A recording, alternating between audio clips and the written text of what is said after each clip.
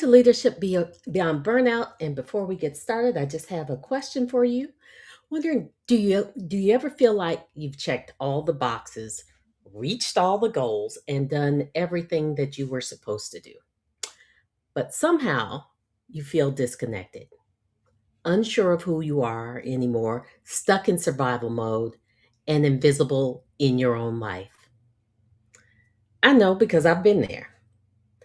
And in being there, it caused me to gain and lose 100 pounds twice, feeling like I was only someone's daughter, wife, boss, but who was I?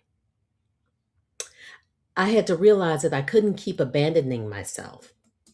And now, as someone who's been a licensed therapist for the past 26 years and a retired Marine, I've seen the pain in women's eyes when they realize that they've lost themselves and they just aren't sure how to get back.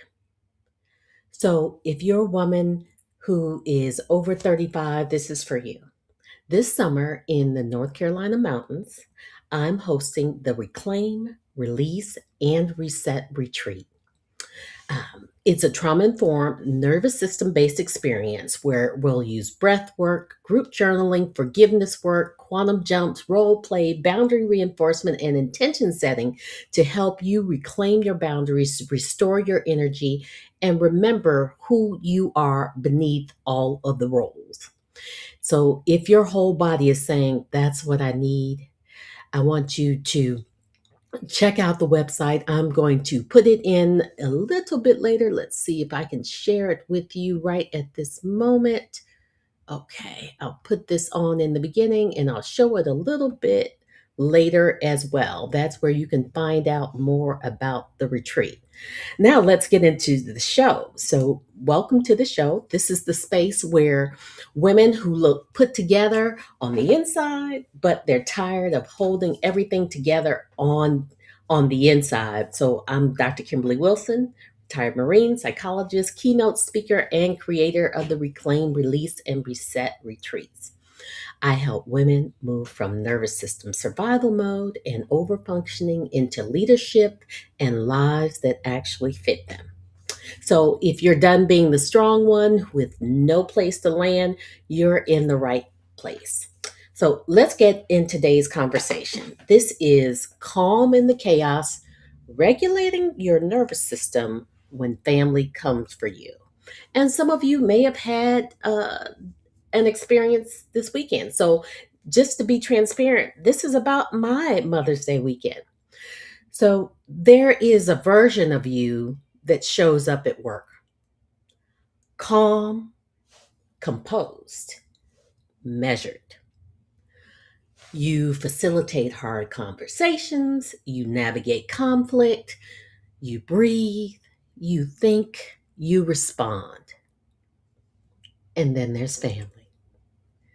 So that same woman who can hold it together in a boardroom can find herself 14 years old again at the kitchen table, heart racing, jaw tight, ready to snap or completely shut down. I've been all of those. So if you've ever wondered, why can I regulate myself at work, but I lose it with family? I can't tell you the number of women that I work with who are just on it at work, but with family, I guess what some would call a hot mess, or there's just a lot going on, things that they aren't able to regulate themselves or the situation.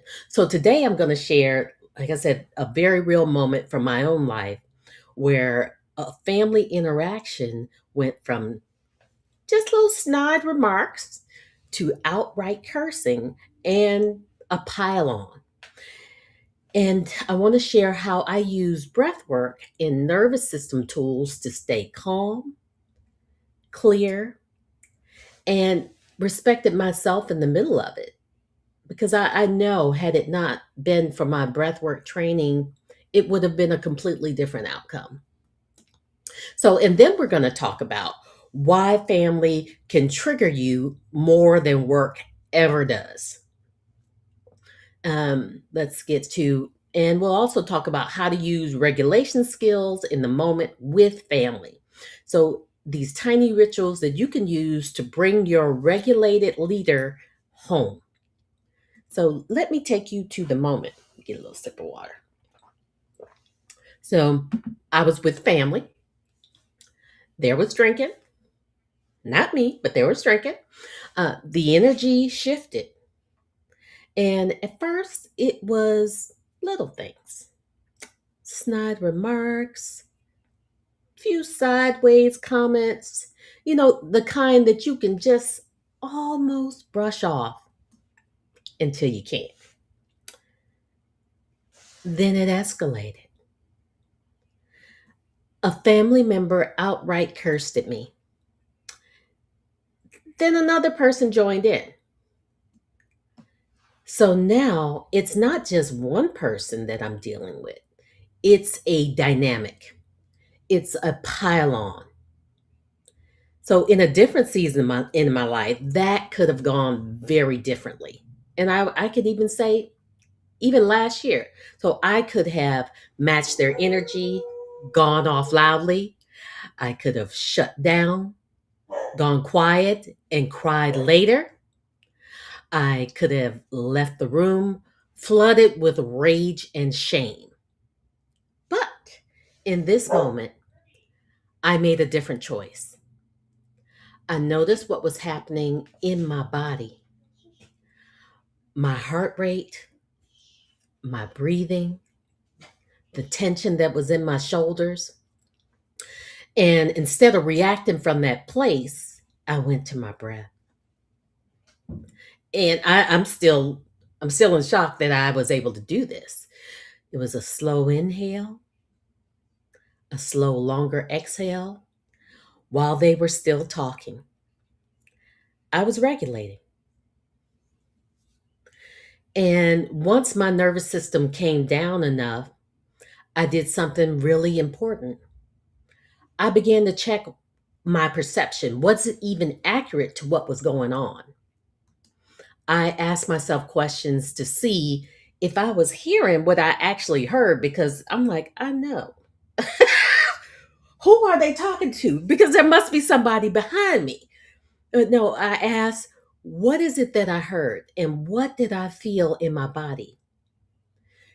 Did what I feel match their reality or was I misreading it?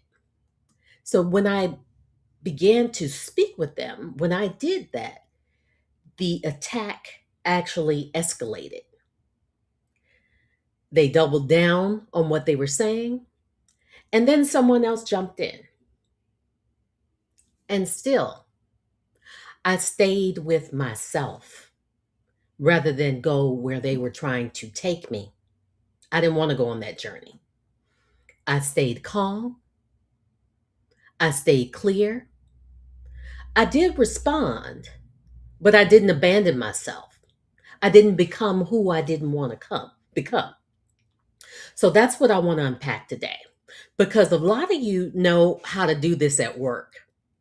But when it comes to family, sometimes all bets are off. You either explode or you disappear. And let's get into why family hits different sometimes. Why is it so much harder to regulate with family than with colleagues? Because there's always that one person at work who's just pushing those buttons, but you don't respond in the same way. So there's a few reasons. First of all, there's history. Family conflict isn't typically just about that one moment. It's layered with a bunch of old stories, childhood dynamics, unspoken rules, who always gets away with what, and who never gets heard. Your nervous system remembers things that your mind has forgotten. The second reason that you respond differently is because of roles.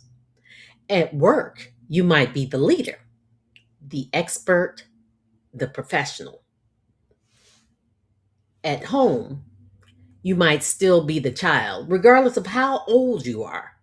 the child, the sensitive one, the strong one, or the one who keeps the peace. So those roles can pull you right out of your adult self and into the old version of you, and that didn't have any power or any language to be able to navigate these situations. Thirdly, why it's different is because of emotional safety. Ironically, we often feel safer to explode on family because we assume they won't leave, they'll always be around. Or we feel so unsafe, we go into fight, flight, or freeze more quickly. Research shows that high family conflict is strongly linked to emotional dysregulation. So, people that have a harder time managing emotions in those contexts, even if they cope well elsewhere. So, if you've ever thought, what is wrong with me? Like, why do I let them do this to me? I can hold it together everywhere except with them because they work that last nerve and they just keep going on. So I want you to hear this. Nothing is wrong with you. Your nervous system is reading family dynamics as higher stakes because you can quit a job, but you can't necessarily quit your family. Even if you stop going around them, they are still your family. So there's higher risks, there's more deeply wired territory and dynamics. So that means you need tools tailored for those moments, not just generic count to 10 advice. So let's talk about what I actually did in a moment. So if we go back to that scene for a second, I'll walk you through exactly what I did. So first, I noticed the spike. So as soon as the snide remarks turned into cursing, my body began to react. My chest tightened, my heart rate went up, my jaw wanted to clench. And that's my sympathetic nervous system, that fight or flight coming online, is saying, oh, it's time to get into it. So in the past, I might have let that state drive the bus. But now I treat that spike as a cue. It's information. It's not a command. I don't have to act on it unless I choose to do so. So, step two, going to the breath. That's what I did in that moment. I didn't know. I didn't get up and do a full meditation. So I didn't have that luxury because information's coming at me quickly. So I used what I had, which is a slow inhale through the nose and a longer exhale through the mouth.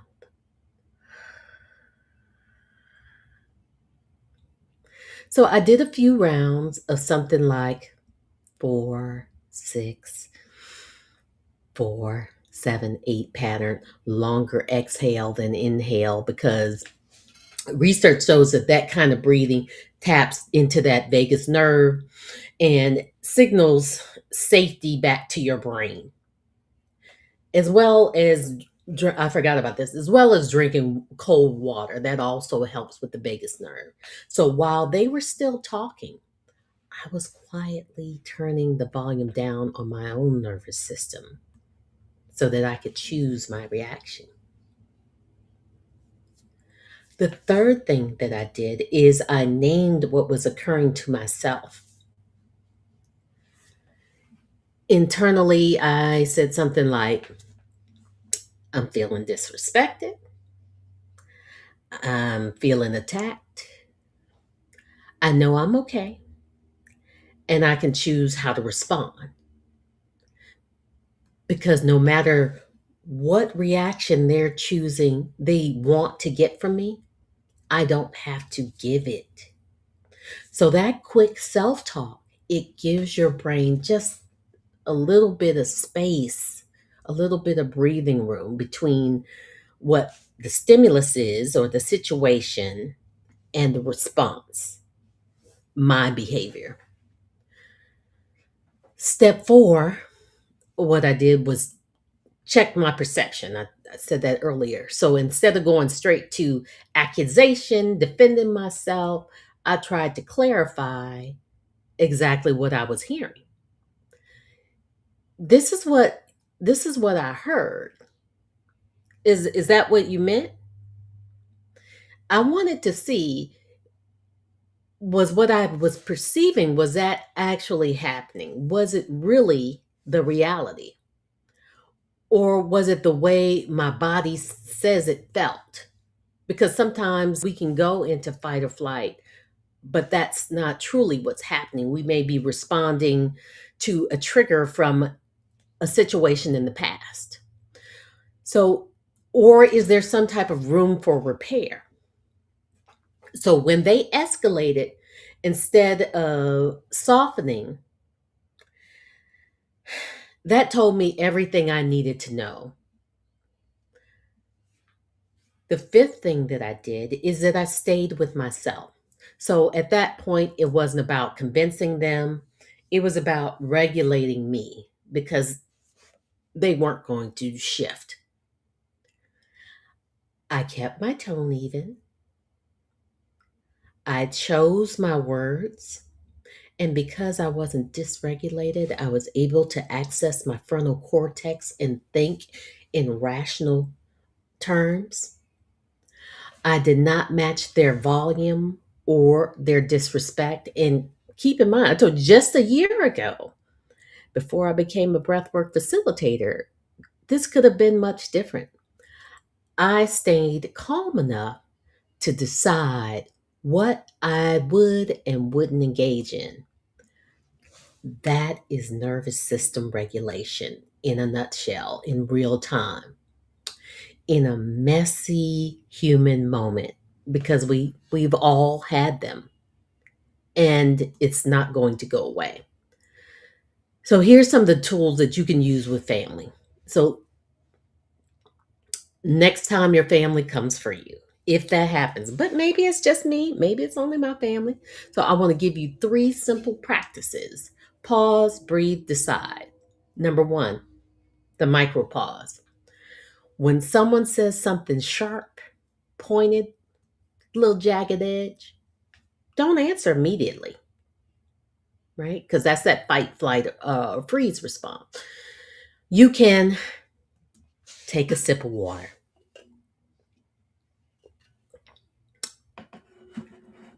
look down, so you're disengaging,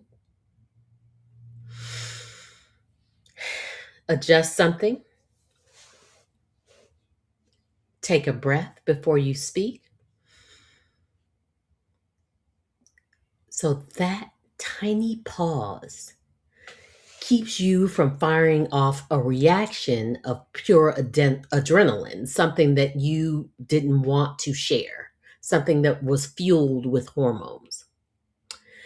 You can even use a line like, "Give me a second. I want to respond, not just react." That's gold.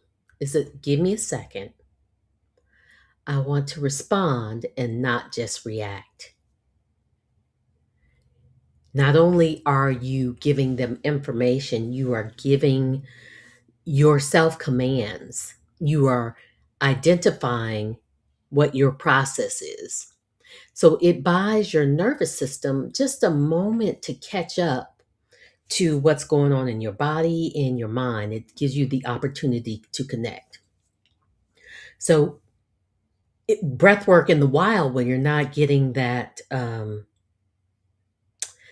focused time to be able to work with a breathwork facilitator, you don't have to leave the room to regulate your breath. You can inhale silently through your nose for 4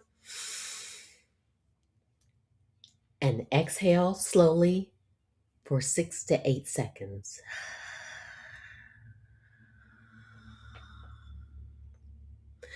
Do that 3 to 5 times.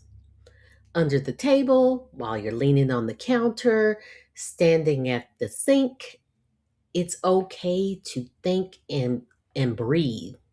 They're waiting. So it's not you being woo. You are literally sending a signal from your body to your brain. that we are not in physical danger. We have time to make some choices. We can think, we can process. So that alone can change what comes out of your mouth next instead of just something that you may not be able to take back, something that you might regret. The third tool is reality check questions. So before you internalize their behavior and you give it right back, you match their energy, ask a simple clarifying question. Here's what I heard you say. Is that what you really meant?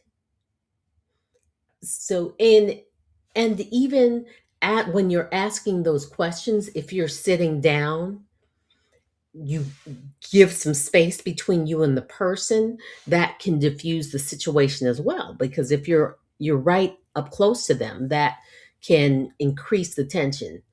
Or you might say, well, when you said X, it landed as Y for me. Is that accurate? Is that what you intended? So if they walk it back, they say, no, that's not what I meant. You have some space for repair.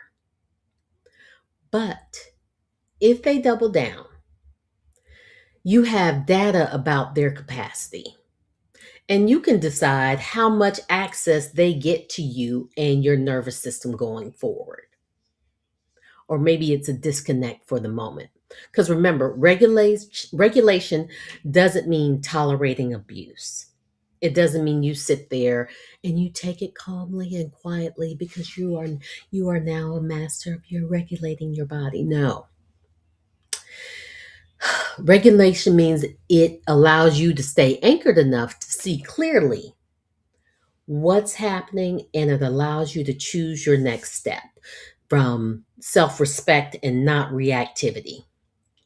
So many of you who are already very practiced at this type of thing at work, you probably breathe before you speak. You likely prepare for hard conversations. You check what they are.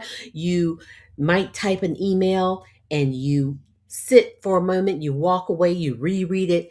You know how to stay professional. So even when people are being unprofessional with you.